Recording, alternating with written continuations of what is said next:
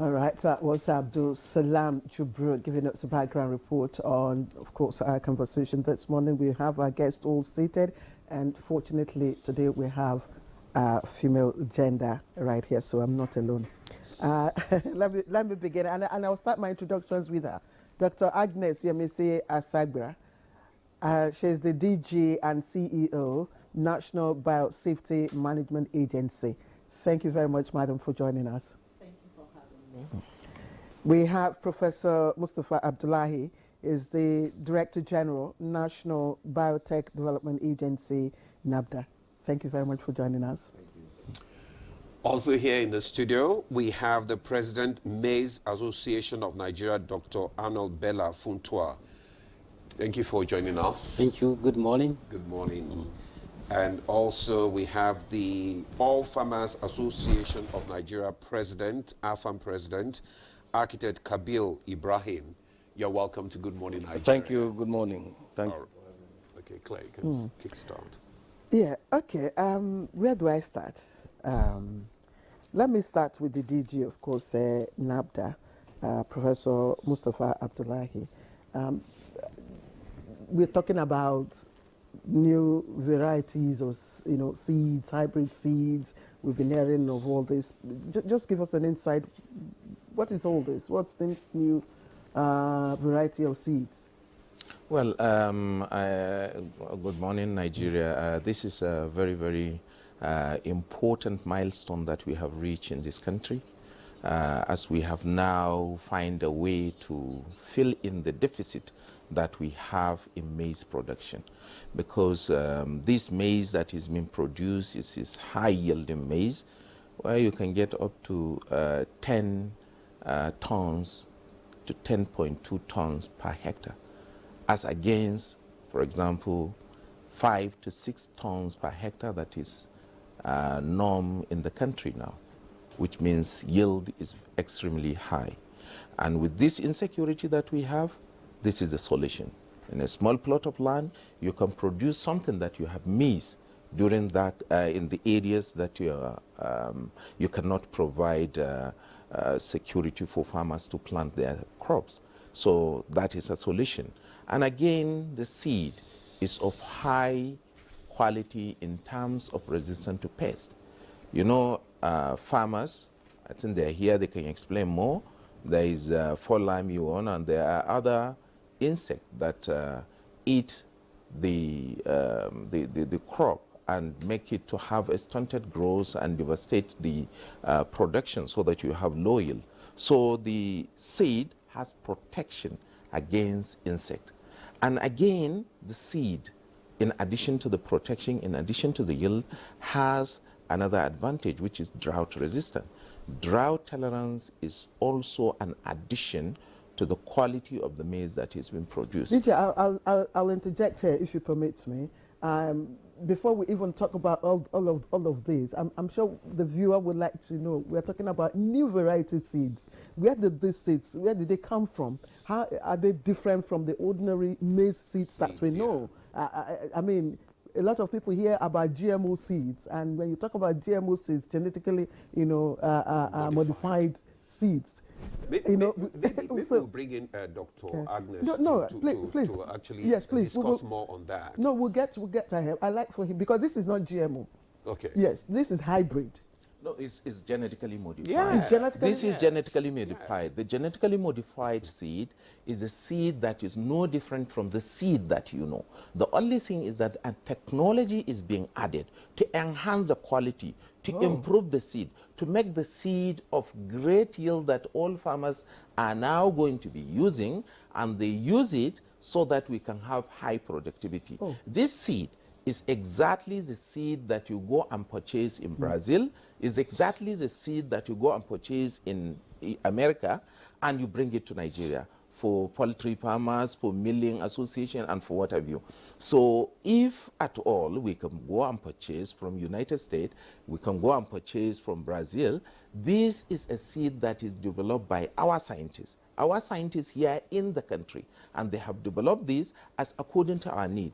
This insect that is devastating the crop is being protected against it. And again, this yield that we have insecurity that cannot allow us to farm in different areas of the country is also a solution to that. And again, you know, with this seed, we have 4 varieties. These 4 varieties have potential that you can plant it in the rainy mangrove swamp, in the area where you have savanna, and in the area where you have rainforest. So all these are areas with different geographical terrain in our country. We have maize that can fit in and be planted and can be harvested with this 10.2 tons per hectare yield. So this is the difference. But when you see it physically, it doesn't have any difference at all with the normal seed. And when you test it, it doesn't have any difference.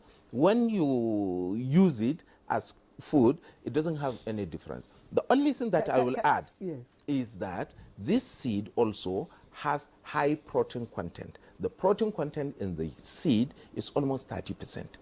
So look at the advantages that this seed has. And it is developed by our scientists. So our scientists in the country put it together with collaboration with other institutions outside the country, and then they bring about this seed as a solution to food insecurity. And that is why this is in line with the federal government about the food fight against food insecurity. So this breed, new breed now.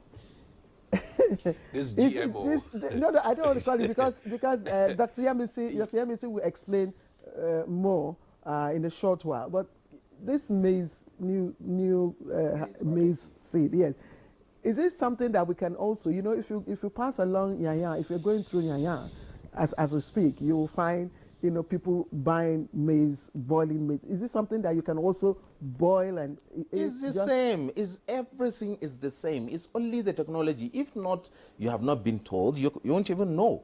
And that is why I give you an example. All the seed that you can get from outside the country, those that are producing large quantity, are all genetically modified as against insect attack, genetically modified as resistant to the drought. So all these things are the quality that is being added. And remember, the maize is not a maize that you import from another country. No, it's our maize that has been improved. It is our maize. The maize that you know is just being improved scientifically. It's just an addition of value. You just added value to what you have so that you can produce more in terms of quality and quantity. So using the scientists, you know, science now has evolved into the situation whereby you can arrest a situation where you know you cannot do anything about it because it's nature. But science has allowed you to go into repairing, addition, or moderating of what you have so that you get the desired quality that you have. I wish they came with the seed. Okay. You know, but it makes it sound so easy. Okay, let's bring in Dr. Agnes so that she can throw more light into how these seeds actually being produced and how readily available are they. Thank you very much for having me, like I said. I would like to take you up on that and just tell you a bit of our mandate. Our mandate is a regulatory framework for institutional and administrative measures to bring about safety in the application of Technology. modern and emerging biotechnology, and putting in place that make sure that there is no adverse effect to the human health, the animal health, plant life, and the environment in particular. That is what our mandate is about. So like the developers of the technology, which Prof is, so they carry out these research, and after they finish, they bring the dossier to us. They come, they want to have this released for the Nigerian populace. And we have a lot of guidelines, a lot of policies, a lot of procedures that have to be met before these GM crops are released to the farmers to grow and subsequently for us to consume.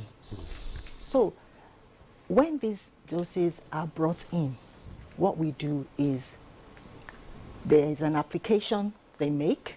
After making the application, then there are various series of experiments that, we call one the confined field trials, which they would have, and for us to be sure that these crops do not affect the environment negatively. So when that is monitored, then we have what we call the National Biosafety Committee. They would meet, carry out risk assessments on all the experimental data that the developers have done. Then after that, we now have what we call the National Biosafety Technical Committee, which comprises of experts in that specific crop that they're seeking for permit. In this case, maize. In this case, maize, the teller maize. So this technical committee meets with the Biosafety Committee. They review, carry out risk assessments, carry out what we call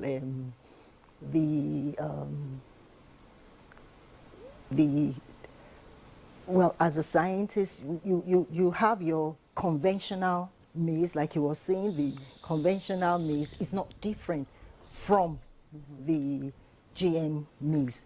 So we have to put them together, see, is it so nutritionally? Is there any way in which anything can be transferred?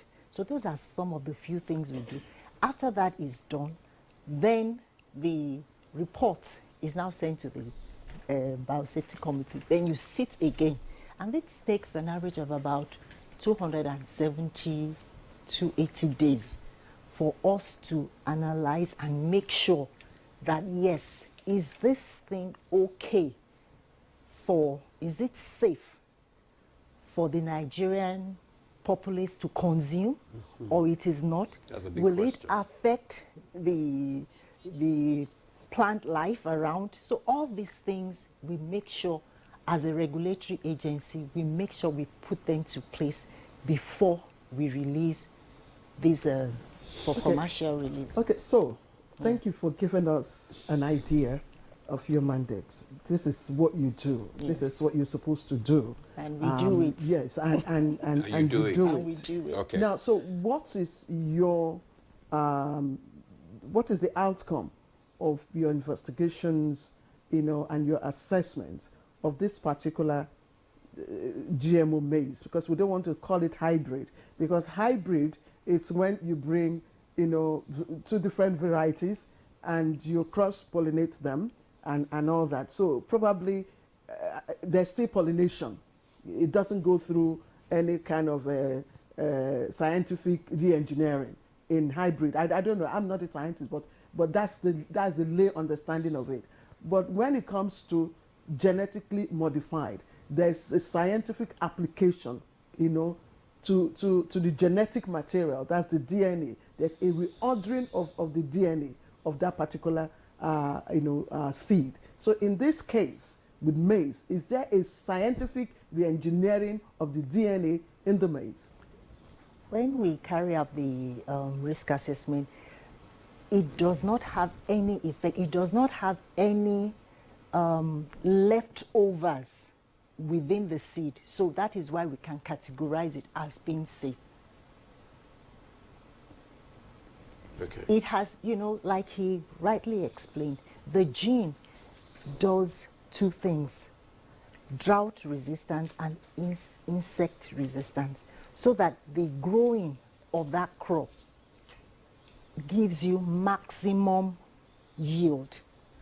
And when we carry it out, like I said, with the conventional and the genetically modified, when these were done, there was no difference. It was safe. So your agency certifies this Yes, and as safe, yes. but nutritional, in terms of nutritional value, it's going to, in terms of yield, harvest yield, in terms of health. Safety, yes. In The terms of safe, safety. like, is It's it safe? Is it going to have adverse effect on human health?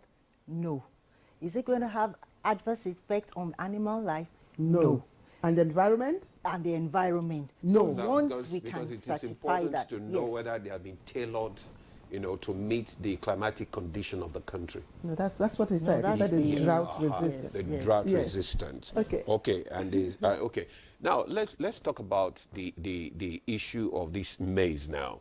The farmers, how educated or informed are the farmers to these hybrid seeds? Well, once again, good morning. Yeah. Good morning. First of all, let me start by appreciating the efforts of this body that introduced this maize to our farmers in Nigeria.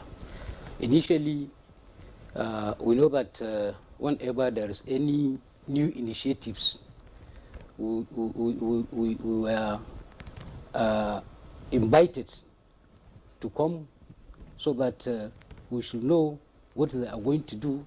In short, we are being carried along right from the beginning, because we, in our own side, Maize Association of Nigeria, we are technically highly working with the technical and the researchers and the maize scientists. Due to that, we have a very good communication, we have a good rapport, so that anything that comes up will be carried along, and will be educated on what they are going to do, and the importance and the benefit of what we are going to get in that any kind of variety. I know that several times we were invited by the IAR, which after from their own side they have finished, they will pass it now for the IAR to develop the maize or any kind of variety. So we are being carried along and we are being educated, so that when it comes, like now, it was already released when we are aware before the time, and our farmers are educated even before the tailor maize come up. So they are anxious to get the maize or to see the maize. Now it has been released and they are aware and they are very happy to start using the maize. Okay, sorry. But the farmers, what about the farmers in the communities, the rural communities? Your association, are you carrying them along, in this new development? Yes, of course. Any kind of information that came to us, we used to disseminate it down to the grassroots farmers, because our structure started from the national level to the state to the local government up to the cluster heads from the local farmers. So they are being carried along and they are aware. Okay. Architect Kabiru Ibrahim is the president of the All Farmers Association of Nigeria. I think he would have been in a position, but you will respond to Demola's question in a moment. I still want to remain with you, Dr. Funtua. What do you, as an association, of maize growers, what do you really know about this hybrid GMO maize?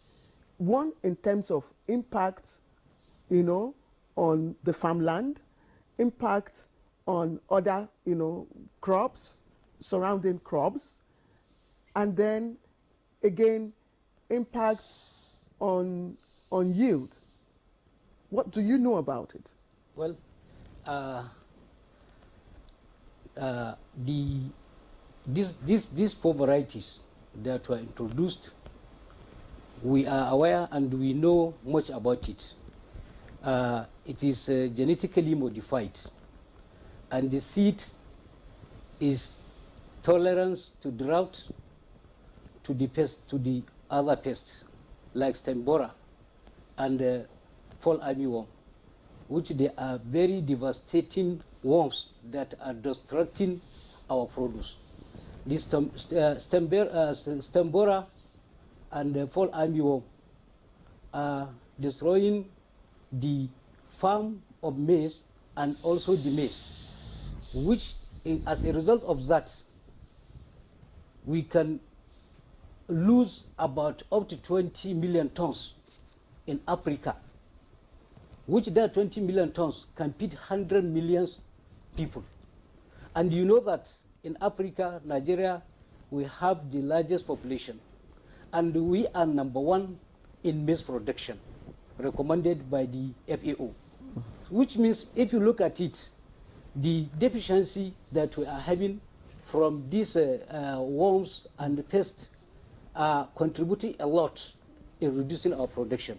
Okay. So the impact and the advantage of this stellar maize, this summer 72, summer 73, summer 74, and summer 75, these are the 4 varieties.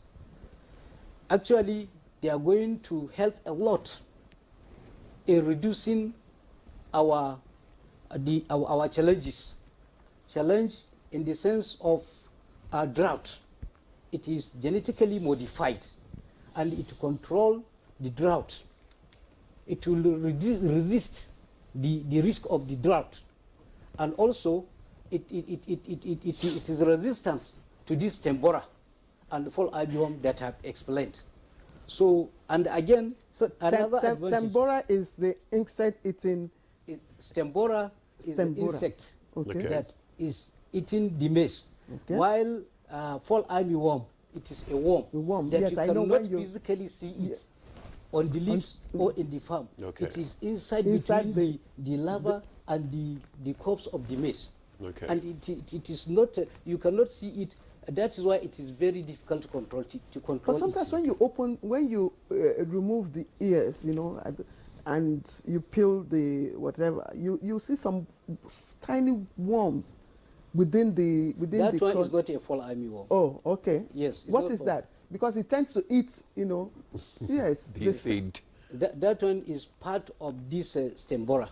Okay. The fall armyworm, you cannot see it. It is inside between the leaves, the larva, and the corpse. So, and it normally comes out in the night. Wow. That is why it is very difficult. Even if you want to apply the pesticide or any insecticide, you have to do it either early morning from 6 to 7 or 7 p.m. to 8 p.m. So you see, now with this development, with this new variety, it is going to cure all these problems. We will not be having this kind of problem, and the using of this pesticide and herbicide and insecticide, which is also affected and polluting our farmlands and also our produce. Okay. Yeah, thank you very much, Dr. Funtua. Now, let's bring in architect Kabil Ibrahim. You are the president of the All Farmers Association of Nigeria. I want you to talk more on this this hybrid and how informed are the farmers? Well, I will take you back many, many years ago, even before the biosafety law came. We were there right at the public hearing after we had digested all the information available from the biotechnology department and agency and all that. And we supported the enactment of the law on biosafety because it guarantees the safety of the GM crops that we are going to develop in the future. I think it was President Jonathan that assented to the bill and it became law. Now, we had a lot of sensitization. As AFAN, I personally, I became converted, or at least I accepted that when I was given the opportunity to attend the Global Food Security Conference in Ithaca, Cornell University in the United States. I think is the best university on agriculture. Okay. There, the antis, like Claire, were always saying that there was a risk of disease. Architect Ibrahim, you can't tag me because I'm here representing, the viewer. Yeah, so you don't know where I belong. Fine. Whatever this means is that the antis were given a lot of latitude to come out with whatever they had on or against GM crops.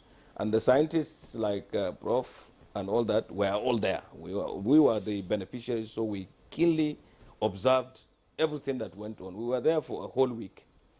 And the antis were even challenged by scientists to come and show a nexus between any disease and GM. In fact, there was none. We were lucky there was even a convert, an anti who became a pro. Now, when we came back to Nigeria, we disseminated this information on a global basis. As the president of Maize Association said, the associations are from the ward to the local government, to the state, and to the national level. And the farmers would be told in the languages they understand, because all our leaders in the localities are from the locality. So they would speak the language that the farmers would understand. So everybody was completely aware of what was going on. Now, hitherto, you know, we had an avalanche of imported material, including seeds, before the Seed Act 2019 that prevented seeds from coming in, which we also were there, you know, when it was assented to. The seeds that we got from elsewhere were really GM. Because you see some of the countries that are now, they have now food security. Take Brazil, for instance. In a very short period, it became food secure. And we're even thinking of importing many things from there. If you remember, our mechanization is, from 2017, we had been talking of getting farm machinery and all that from Brazil. Brazil is considered a developed country now because of agriculture. If you take India, if you take countries, small countries like Burkina Faso, when they were doing BT cotton and all that, we became that. So we, as farmers, we had always agitated that agriculture should be done as a business. And you can do it as a business if you scale your productivity. The opportunity to scale that productivity is in the GM crops, when you embrace biotechnology. The Prof said, he even made an assertion that I will even contradict now. The general accepted productivity in Nigeria per hectare on maize is like 2 tons. Okay. But the ability to be able to maximize that is coming from the GM crops. Where you were used to getting 2 tons, you would get about 10, sometimes more. So when you go to your village and give farmers tokens, they will be able to give you something to put in your boot. How readily accessible are these seeds to farmers? Because you know, we're looking at the challenge of the high cost and all that now. How readily accessible? The concept is this: farmers have a choice, but we always ram it into them that use seeds, not grains. For seeds, you must go and buy seeds where they are produced, where they are certified. They are certified seeds. Seeds like the GM and whatever, before commercialization, they were not plenty. But now that they have been commercialized, some people will be given the patent right. We have so many seed companies. They will be given the patent right to produce, and the farmers will offtake from them. And there are so many safety measures for the seeds to be the exact seeds that you are looking for. We have developed many things in the seed, the council, like seed codex and all that. You have to know that this is the seed you are buying, and it is certified, and then you use it. It will cost, in the beginning, yes, of course, if you are doing business, you have to get good seeds, and you have to pay a lot of money for it. But when you get a corresponding scaling of your productivity, you more than counterbalance the initial money you put. Okay. So they are available, and they will be more available as time goes on, because we have just commercialized the thing. It has just been released. Okay, Architect Kabir, thank you. Thank God you have been converted, because I know the last time we had a discussion about this, issue, we had diverse and mixed reactions about. So you have been converted, but we're moving on and we're looking for ways that, of course, we can beat, impact of climate and also beef up our food, security. And I'm just wondering. I'm not rehearsing the age-long controversy, over GMO. But since the DG says this is our own, maize seed, the seeds were not imported, so that gives some form of relief. But I'm wondering if that solves the concern about the interaction between GMO seeds, between the plants and the environment, and also impact of these GMO seeds on other, insects that are not necessarily pests, but also adds to the value, of the plant environment, and all that. Does it solve those concerns? I'd like to look at it in this way. One of the issues that I talked about, the confined field trials, is when these seeds are being planted, we want to see how adaptable. Okay, DJ, I'm sorry. Okay. Okay, please finish your thought, because we have a breaking news now that we must join our correspondent. But please go ahead. So these are part of your fears that you have elicited Our now. fears. The fears that has been is one of the reasons why we do confined field trials and then multi-locational trials, to make sure that, okay, if you grow these maize grains, seeds here, does it affect that environment? Does it affect the other farm next to it? Is there any transfer? Is there anything that would affect the environment? We do that. And then to make sure that different locations are put in place to see that, okay, how does it grow in Katsina? How will it grow in Bauchi? How would it grow in Asaba? So those measures put in place to make sure that these seeds and these grains, when they now come for us to eat them, are safe for us. So we put into place there. We have checklists for all these things. And there was something I wanted to say.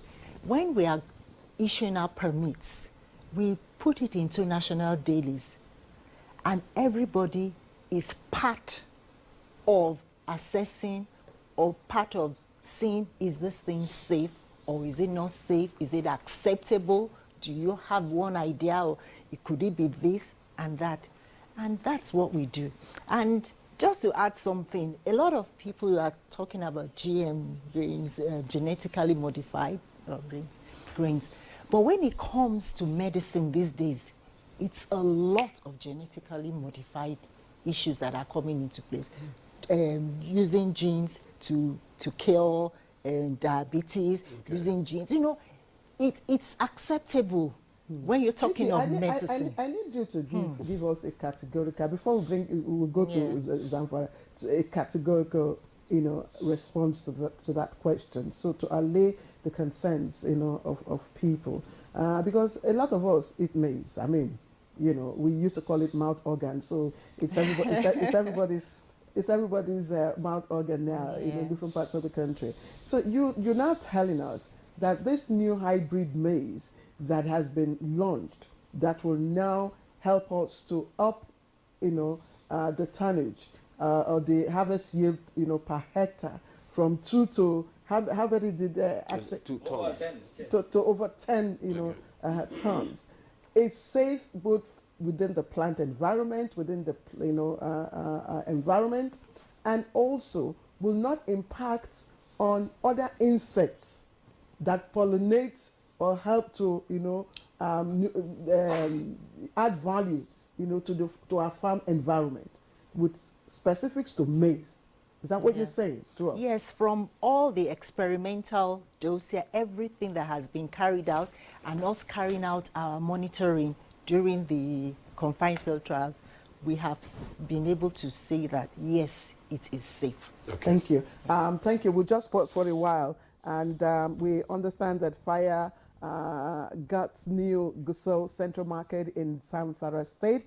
Correspondent Haliru Umaru is joining us live for a situation report. Haliru, good to see you. I can see you there. I can see your background. What can you tell us? What do we know what caused the fire?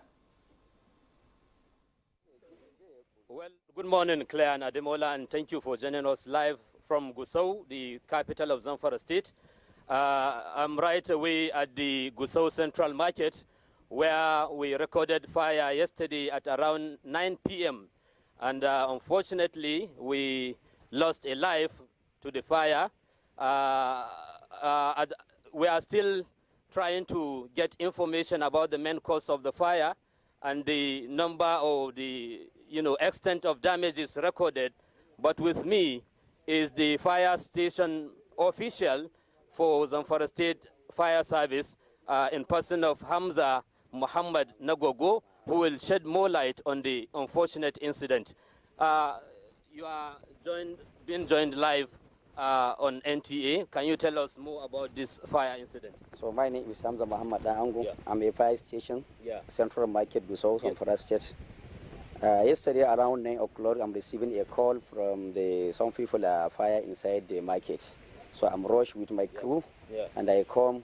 I try to control the fire since around yesterday till date. Yeah. What basically is the main cause of the fire from your own investigation? So we have investigated about our investigated. We don't know the cause of the fire. Just we have seen the fire. Okay. No electricity inside the market. No, it isn't just they see the fire inside the market around 9 p.m. Yesterday. How many shops were affected? More than 200 shops were affected. Okay. Now the quantity of damages.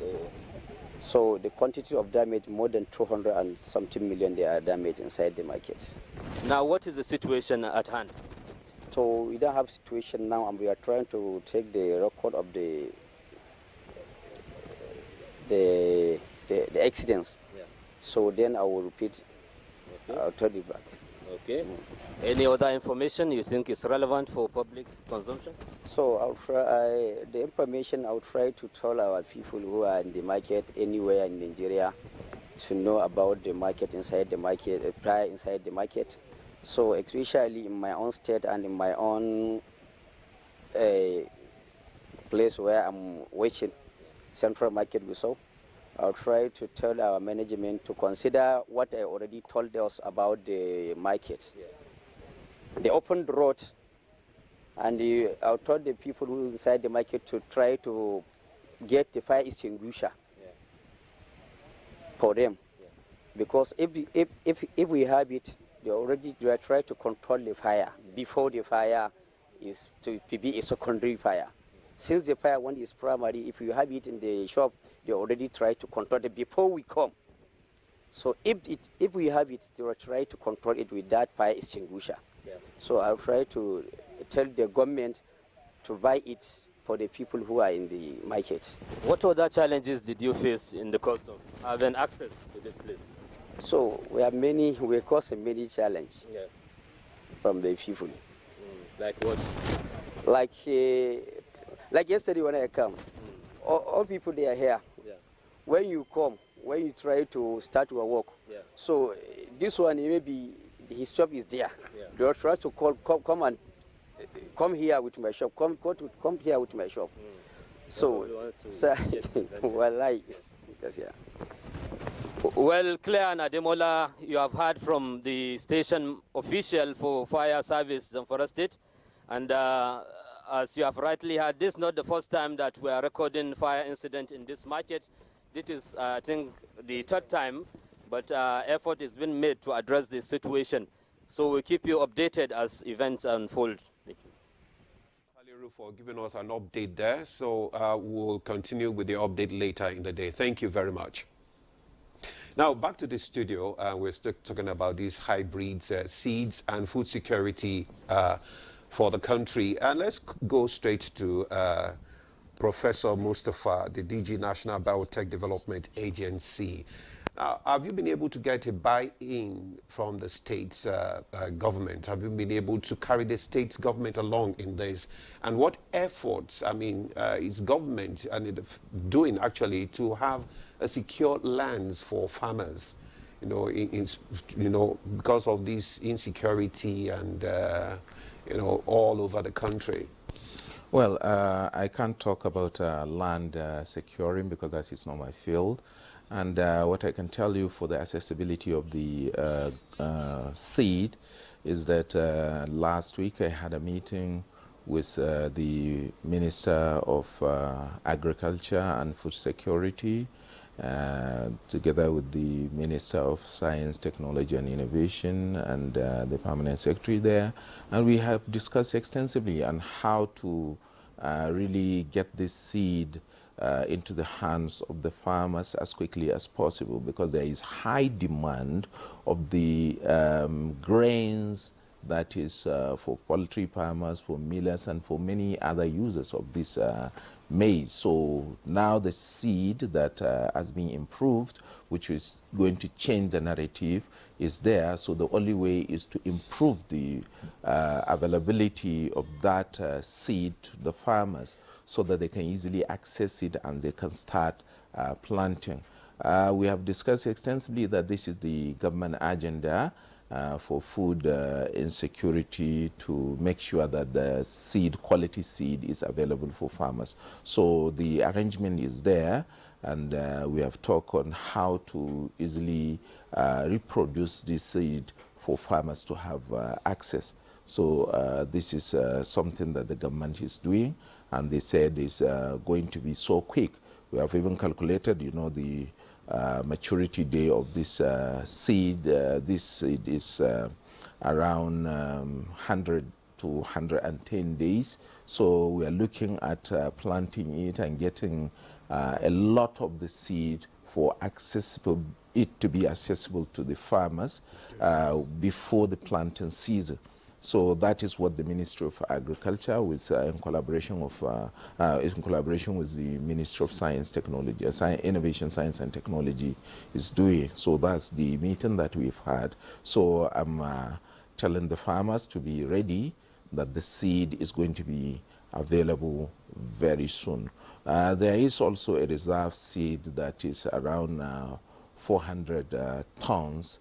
400,000 tons. So this seed is going to be also made available, but we are going to increase the speed to see we have large quantity of the seed available for farmers to access.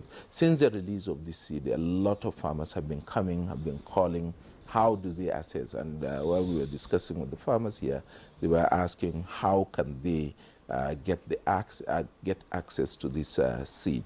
If you remember, go and see the price of price of grains nowadays is it's skyrocketed. Why? Because with this dollar hike, people from the neighboring countries are trooping to Nigeria to use their money, which is stronger than Naira, to buy. And this productivity, when we produce a large quantity, it means we are going to earn more foreign exchange, and that is definitely going to bring down the dollar rate. So this availability, when this seed, when it is made available, it is going to be just like the story of BT cowpea. BT cowpea, as it has been released, now you no longer hear that we have deficit in terms of production of BT cowpea, because beans is now available, unlike years before, where every year you see people crying that beans is no longer available, is not available. But now it's very much available and is abundant. So that is what this maize is going to do to the food security. Mainly on maize for now, right? Yeah. Sorry? It's only maize that you're focusing on for now. Well, other crops. We have other crops that, we take it because this thing takes years to get it ready because of the safety measures that we are taking to produce.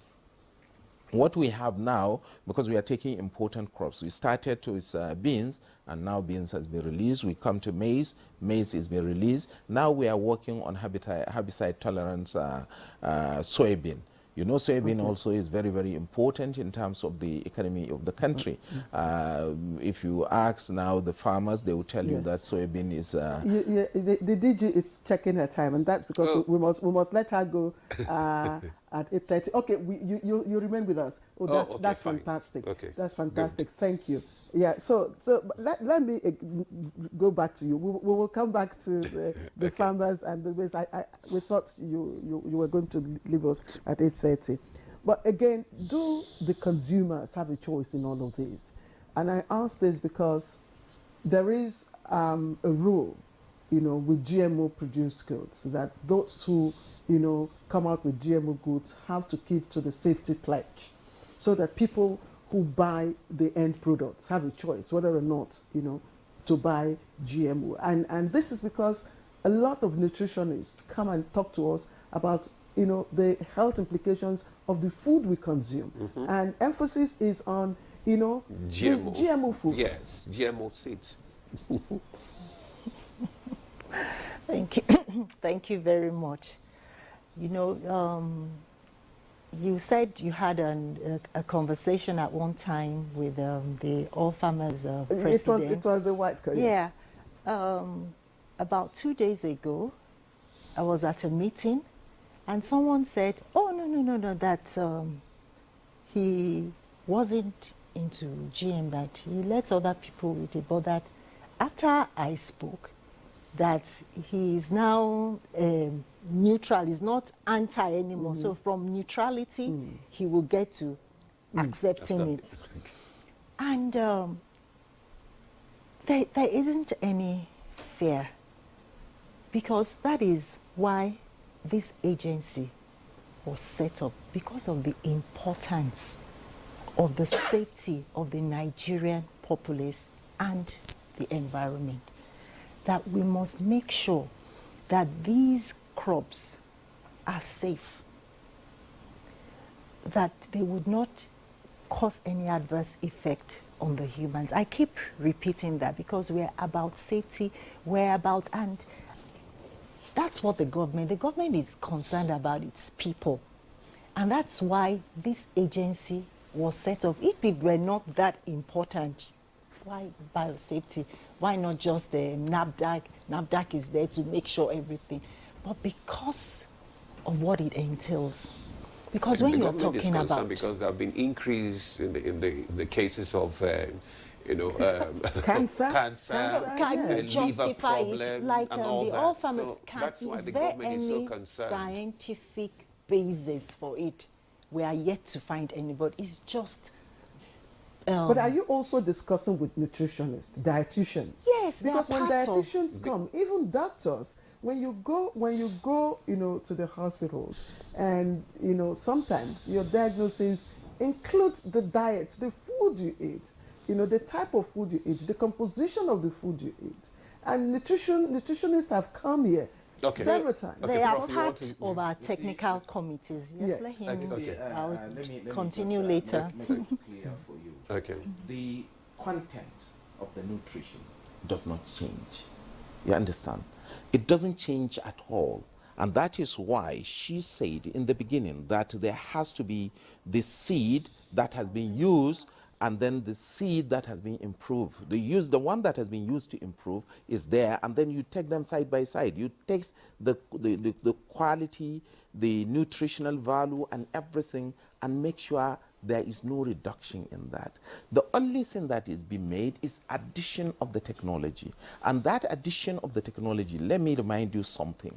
Years back, you see, it's just a technology that brings faster development. If you look at what you have before, this genetically modification is being done naturally by the environment. But nowadays, you can use your scientific knowledge to do it faster than allowing it to be taken 100, 200, 300 years. Now the population is high. We have over 2 billion people in the world. I can't give you that precise something. But what you have now, you can't wait for 100 years to bring an upgrade or to bring a protection against all these insects, against drought because of this climatic change. You can't wait until that time, naturally, the plant to take course to protect itself against this. So that is why the scientific aspect come in. And now we have even gone further. We go specifically to modify the gene to make sure that we have repaired it so that it can easily be done within 4, 5, 6 years to bring a solution. Let me give you an example. If you have not used biotechnology in terms of curtailing this coronavirus, what do you think will have happened by now? It is biotechnology, and you allow yourself to be injected with this with the vaccine. Oh, definitely you are vaccinated. You are vaccinated, I'm sure.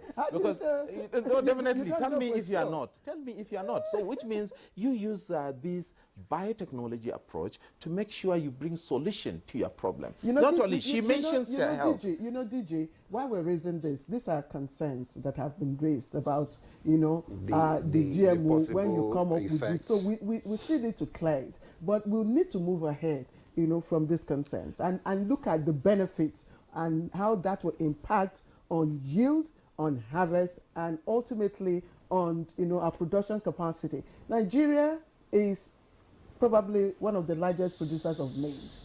And I don't know the deficit we have now, But you talk about drought. How long of drought can this hybrid, contain? Yeah, it's just 3 months, 3 months time span you harvest your crop. And under normal circumstances, it used to be 4 months, okay. 4 months and a half. So that is the normal conventional crop that we have. But now this one, within 3 months, you have harvested. So you have circumvented that problem of drought. So if at all you have this advantage, remember the farmers are here. At times you may plant until it reaches certain level of maturity, then water ceases. And you lost everything. And by that time, where are you going to fall back to get food that you're going to eat? None. So you don't have to keep watering. No, you don't have to. You just, because of this disaster, of this due to the climate change, that is why you cannot now get a solution except this. That is why the gene is added to protect the crop, to make it have maturity time within that 3 months, okay. So that you circumvent the problem. Otherwise, you don't have any solution. This climate change is something that been hammering. There are a lot of factors that bring this climate change. Well, okay, thank you very much, Prof, for giving us a clarity on that issue. We'll now take a break. Good Morning Nigeria continues. Stay with us. Yeah, welcome back. You're still on to Good Morning Nigeria, and our discussion today is still on hybrid seeds and food security in the country. We still have our guest in the studio, and I would like to go straight to the president of the Farmers Association, architect. Now, we were just talking during the break the difference between knowing the real GM seeds and the ordinary seeds. How do you, farmers, do you have an idea of, okay, this is the one that will give us the greater yields, and this is the number one? Well, it has to be labeled. You can't, by just mere looking, you will not be able to say this is this, this is that. But this is why this is work in progress. In other countries, they label them. They say, okay, this is organic, this is GM, and this is a hybrid. But mere looking at it, you will not be able to. Prof has been saying this to you, that there is really no sharp difference when you see them. But the activity that takes place in production is what tells you, what makes you to differentiate the chaff from the grain. Okay. Now, let me talk on a global level, because we were talking of food security and GM crops or hybrid. Yes. This country today, we are about 200 million. In 30 years, would be 400 million.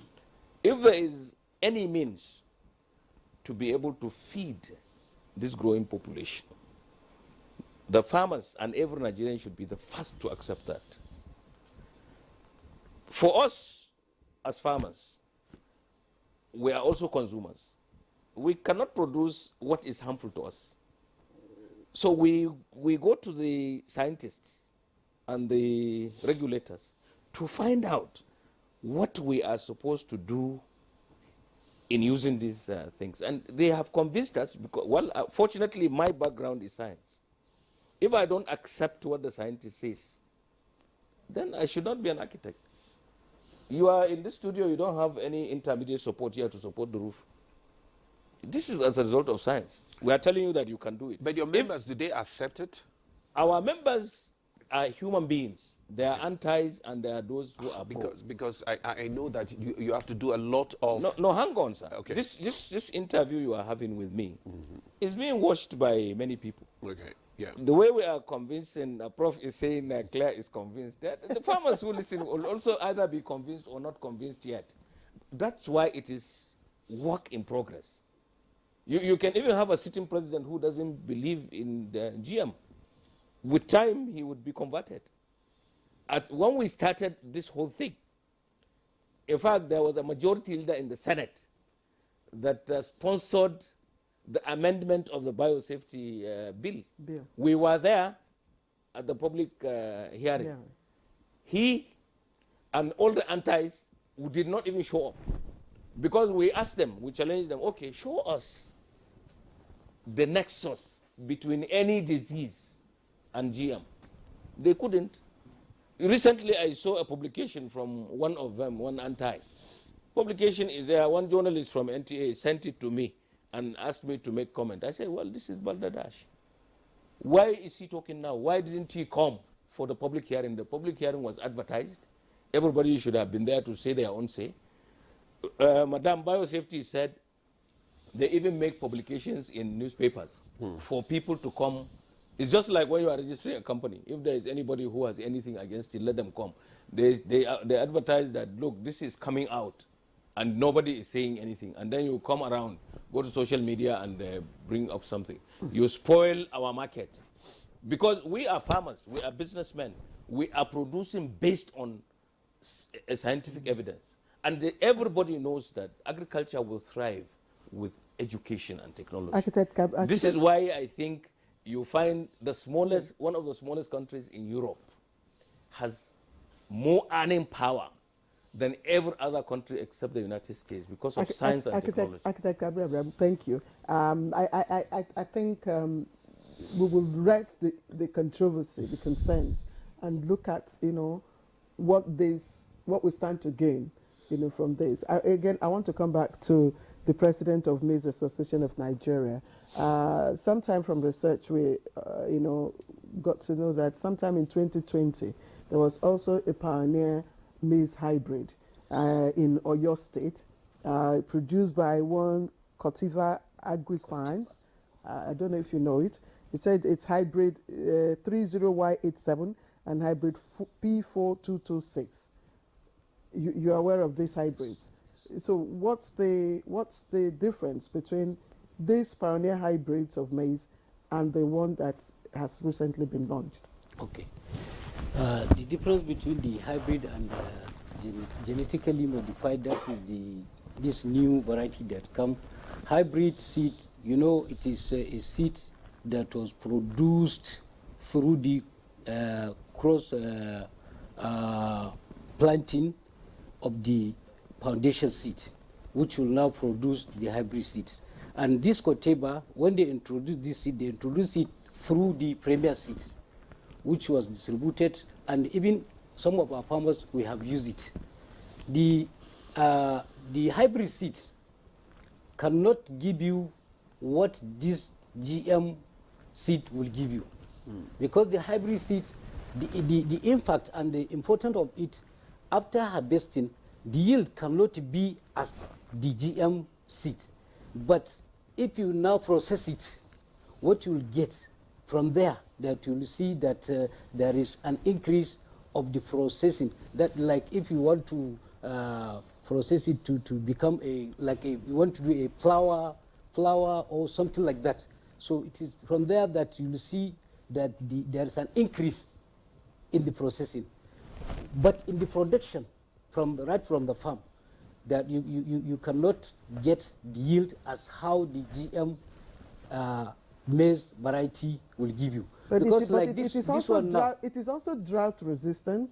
It is pest resistant. All the qualities of the GMO you find in this hybrid, in this, because the farmers who use this hybrid also testify to improve in the yield, as against the normal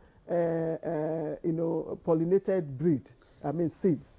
Actually, it is true, because there are so many varieties, seed varieties from different companies, and the one that will give you the higher yield, like this one now, GM, they said that the increase in production will now rise from 5 to 6. It will now give you 10 tons. So I don't think if there is any other hybrid seeds that can give you 10 tons after the production. So would we be in a position now to breach our maize deficits?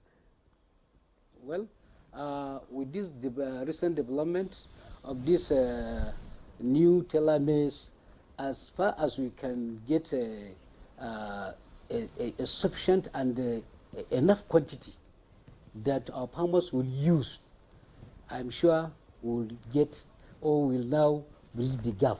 Because as at now, there is a deficit in terms of maize production, about 20 to 25%, because of some other factors like insecurity and so many others. But with this now, in 1 hectare where you can get 6 tons, now you are getting 10 tons, almost about 40% increase. If you are harvesting 10 hectare, instead of getting 50 tons or 60, you'll get 100. Okay. So from there, you can see that this new seed variety will help us and will assist us to bridge the gap. Okay, thank you and very also to increase our own production. Okay. And there is also another one thing that I want to add about the increase in production. It's not only getting the modified or genetically modified seed that will give you high yield. It's not only that. You must go through a very good agronomic practice.